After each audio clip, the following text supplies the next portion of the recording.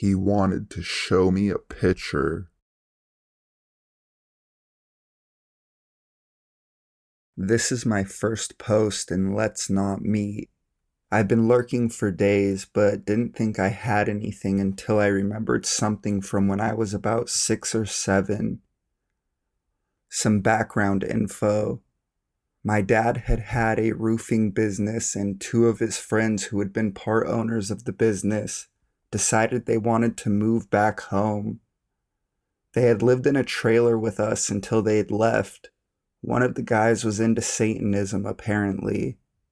I'm not sure why my parents allowed these guys to live with us now that I think about it, but the guy had always been nice to me and my brother. Kind of like kooky uncles, and my dad had been friends with them since he was a kid. Anyway, when he left a book called the Necronomicon. I was a kid. I didn't have a clue what it was.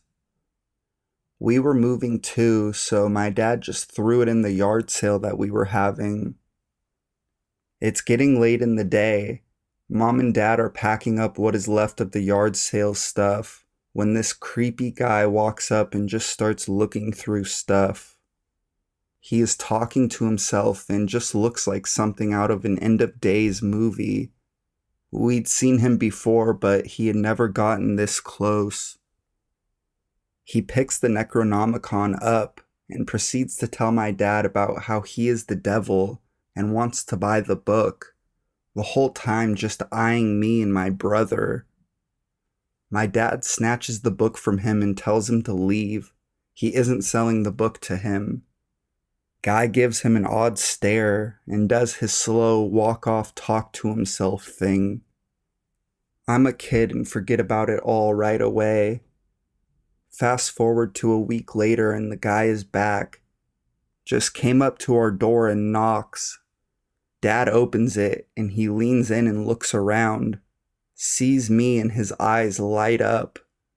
Starts telling my dad that he saw a picture of me at this circus and he wanted to take me to see it. I'm a little kid just excited at the idea of a circus and there being a picture of me there. I'm jumping up and down asking to go. My dad tells me that there is no circus and there is no picture. Pushes the guy off the porch and tells him that if he ever comes near us again, he would kill him. We moved soon after this, but I still went to the same school. For like a week straight, I noticed a girl I used to live across the street from at the trailer park wasn't at school. When I did see her again, she didn't look the same. She was quiet and withdrawn. Later, I'd found out that the very same man who had been trying to take me to the circus had molested her. I'm sorry if this is all over the place. It happened over 20 years ago, and much of my childhood was crazy like this. I'm just glad my dad was there. And to the man who wanted to show me my picture, I'm glad we never met again.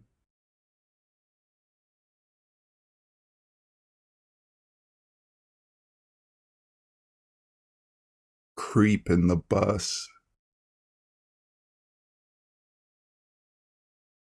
I'm a 16-year-old guy, and I wasn't expecting this to happen to me. So I just want to point out that this doesn't only happen to women. 2 days ago, I was coming back from school. For background information, the bus students go to goes to the center of the town. I take that one, and then I take another bus to get to my stop, where I have to walk maybe another 200 or 300 meters to my house. I took the bus from the school towards the center, then waited at my stop. There were other kids from the other school that waited, and the creep. He wore his hat down and was glancing at me every now and then. I ignored him by putting my earphones on. This lasted for 10 minutes until the bus finally came. I forgot about the guy but was still creeped out. I got on the bus and took an empty seat. I noticed the creep get on the bus too, and he was walking towards me. My red flags weren't out yet, but I still checked just in case. He took a seat behind me, and then the bus started heading to the next stop.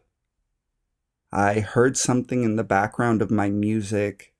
I turned the volume down, and I heard a voice from behind me, from the same fucking guy.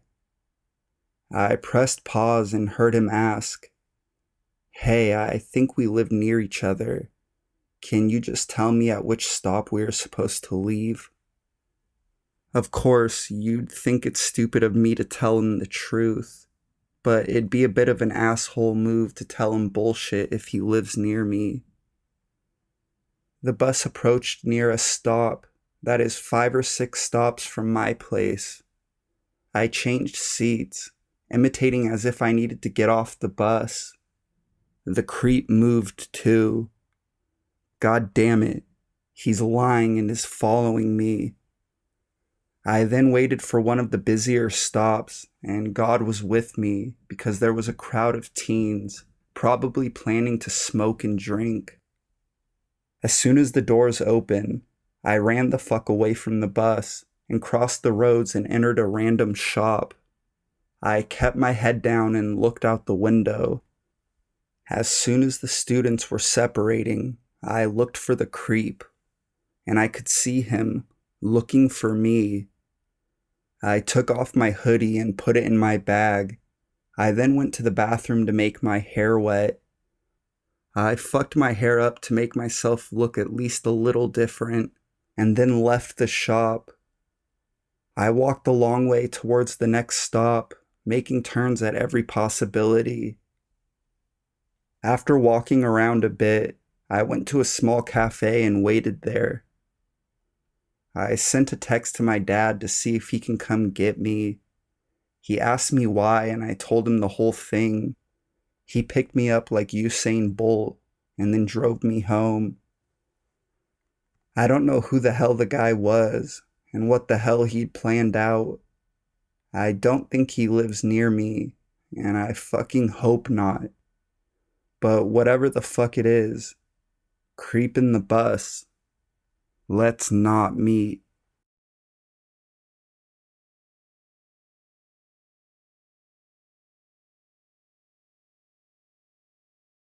The kidnappers in the 1990 Camry. So I saw an article on here earlier which gave me flashbacks of my encounter and wanted to share. To give you an idea of where I'm from, I grew up in a nice middle-class neighborhood in Maryland, about 15 minutes from the border to DC.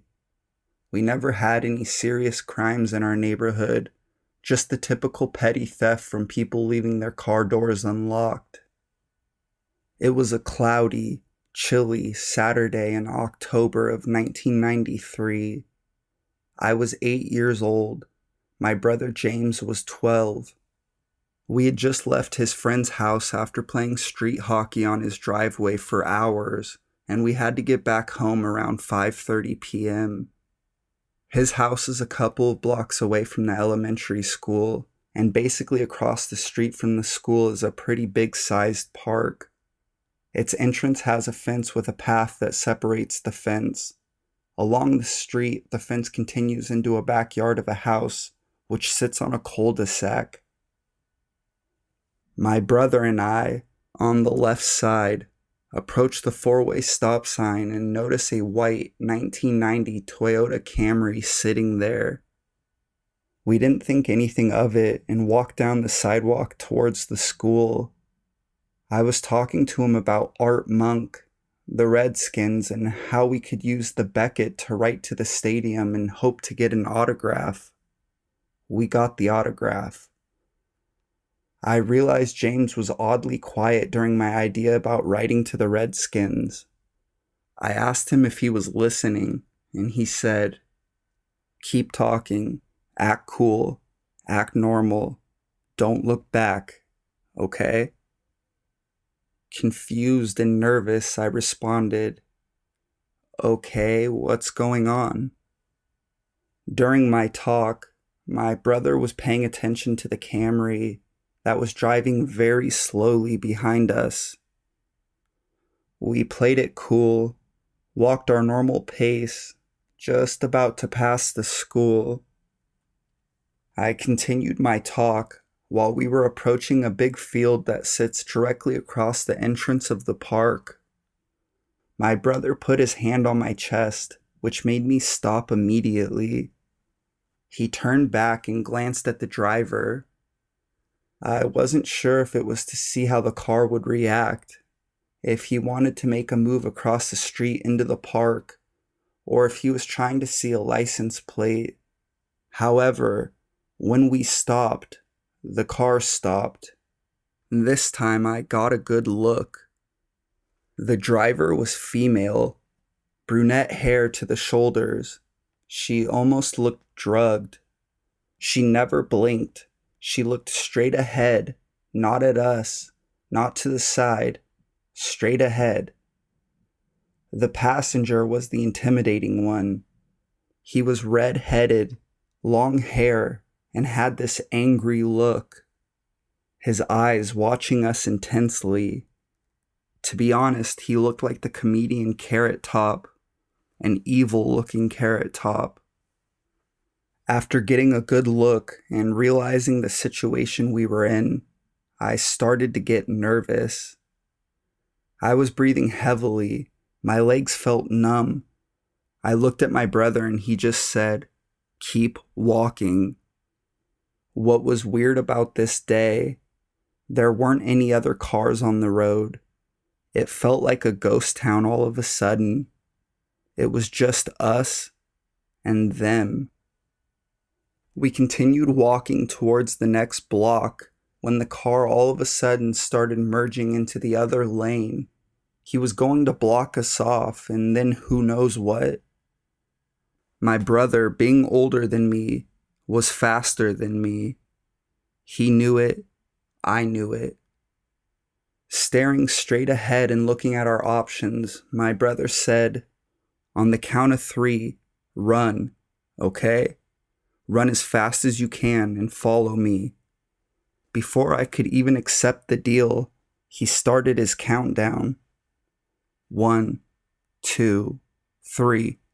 He is off and running, and I'm trying to keep up. The car slams on the accelerator. James is able to run across the street. When I try to do the same, the car almost cuts me off, and I could feel the bumper against my pants. The Camry now has to back up and accelerate again after us. My brother made the move across to the right side of the street, and I followed as fast as I can. I realized he was making a run for our friend's house. He gets there and is ringing on the doorbell, banging like crazy. The Camry catches up. The passenger gets out of the car. As soon as he gets out, my friend's dad opened the door. James rushes in. The redhead gets back into his car, and I dive through the open door. My friend's dad runs out towards the car, speeding off. He yells something as he tries to get his license plate. I'm crying. My brother's crying. My friend's dad is even shaken up. Even though we live a block away, we had our dad come pick us up. We called the police, wrote a report, and they said that they'll keep their eyes open. On Monday, we notified the elementary school about our ordeal. However, they didn't do much to let the public know. It wasn't until the next week that they sent out a flyer to the rest of the parents, and cops began patrolling the neighborhood. See, during the week, 3 other cases happened with that white Camry following kids. One was even more terrifying than my experience, where the kids were jumping through backyards because the redhead was chasing them through the park. After that week of disturbances, everything stopped. I never heard of an arrest. I don't know if they moved on to another city or state to try to abduct kids. All I know is that they terrified our neighborhood that year, and it took a little while for things to seem normal. The brunette, I always wondered what her role was. Why would she participate in a terrorizing, menacing act? Either way, her face and that ugly, nasty, red-headed man are etched into my brain. Let's not meet, because if we do, I may have to kill you. Hopefully you're in jail, rotting away, or already dead because you're a scumbag. Here are some pictures of the neighborhood to get a better idea.